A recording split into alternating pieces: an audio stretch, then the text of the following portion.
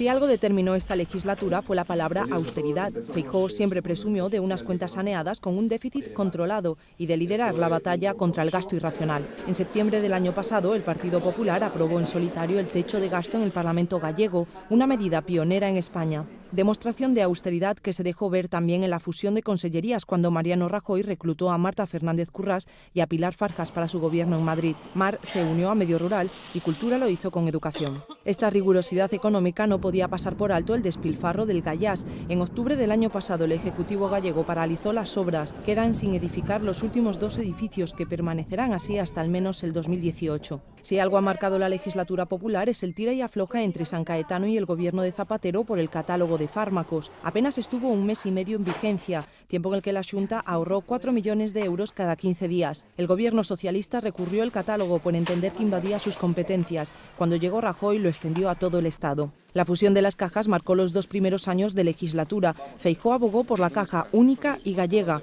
El proceso culminó el 11 de mayo del 2010, pero la regulación de Zapatero obligó a la recién estrenada entidad a convertirse en banco. Una difícil tarea que sigue su curso mientras que se busca una solución a los afectados por las preferentes. La ley 2 Solo está también en un impasse a pesar de que fue el plato fuerte del principio de la legislatura. Quedó apartada sin acuerdo político a pesar de que la previsión era aprobarla en noviembre del 2009. En el aire queda también el nuevo mapa municipal gallego. Feijóo apostó por rebajar administraciones locales. Solo Oza y Cesuras dieron el paso. El resto de municipios no parecen por la labor.